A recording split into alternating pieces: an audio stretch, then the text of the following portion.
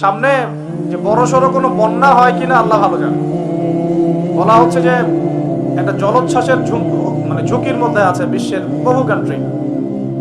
বহু কান্ট্রি জলোচ্ছ্বাস, বড় একটা জলোচ্ছ্বাসের হুমকির মধ্যে আছে। 20 ফুট থেকে 25 ফুট পানি উঠে যাবে, উঠে উপকূলবর্তী অঞ্চলগুলো ডুবিয়ে দিবে। এটা এখন গবেষকরাই বলছেন, বিজ্ঞানীরা। আর আমরা তো আগেই বলেছি, যখন একটা জনপদের মধ্যে শিরকের পাপ বেশি হয়, কোন পাপ?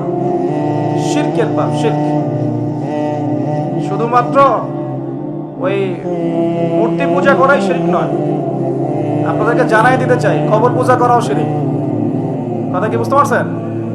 আমার কথা কিভাবে নিবেন জানি না, কিন্তু আমাকে তো বলতে হবে। শুধু মূর্তি পূজা করাই শিরক না, কবরে সেজদা করাও শিরক। তো যখন শিরকের সয়লাভ হয় একটা এলাকার মধ্যে, একটা জাতির মধ্যে, তখন নূহ আলাইহিস সালামের কওমকে আল্লাহ পাক যেমন প্লাবন দিয়ে ভাসিয়ে দিয়েছিলেন, ওরকম বন্যা জলোচ্ছ্বাস প্লাবন দিয়ে ভাসিয়ে দিবেন আল্লাহ। কারণ নোংরামি ধুইতে হইলে অনেক পবিত্র পানির দরকার। শিরক হচ্ছে সবচেয়ে নোংরা জিনিস। আল্লাহর জমিনের সবচেয়ে নোংরা জিনিস কি? শিরক। এগুলো তো গেল ধর্মতাত্ত্বিক শিরক। এখন তো শিক্ষার মধ্যেও শিরকি আকীদা ঢুকিয়ে দেওয়া হচ্ছে। এবং এটা কোন আকীদা, এটা বলার তো আর প্রশ্ন আসে না, সবাই বোঝেন কোন আকীদা। যখন মানুষ কোরআনের সৃষ্টিতত্ত্ব বাদ দিয়ে মানব রচিত সৃষ্টিতত্ত্ব বইয়ের মধ্যে ঢুকায়, এগুলো শিরক না? অর্থনীতির মধ্যে এখন শিরক আছে। কিরকম?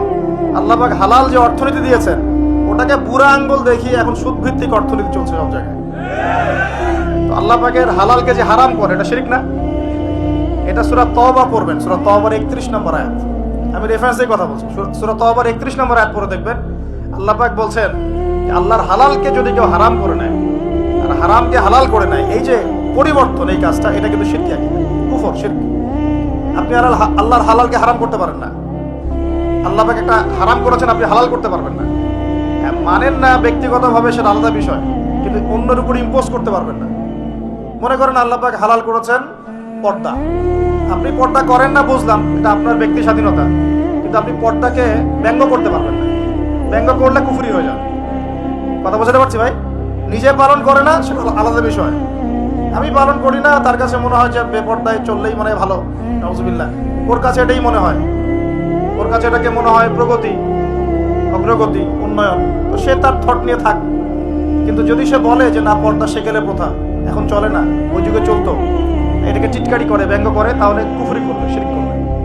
মনে করেন মদ আল্লাহ হারাম করেছেন, আর কিছু মানুষ মদ খায়, হারাম মনে করেই খায় বা হালাল মনে করেই খায়, মানে খায় আর কি। তো একজন খায়, সেটা আলাদা আলাদা পাপ। আর কেউ যখন মনে করবে যে না, আল্লাহ পাকের এই হালাল হারামের বিধান আমি মানি না, আল্লাহ পাকের হালাল হারামের বিধান আমি মানি না, তখন হবে শিরক আর কুফর। এমনি হচ্ছে কবিরা গুনাহ।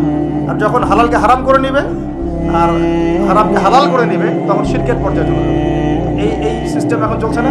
আল্লাহ পাকের সুদ ভিত্তিক, আল্লাহ পাকের হালাল অর্থনীতি বাদ দিয়ে সারা বিশ্বে এখন সুদ ভিত্তিক অর্থনীতি চলছে না? বুঝেন না এগুলা?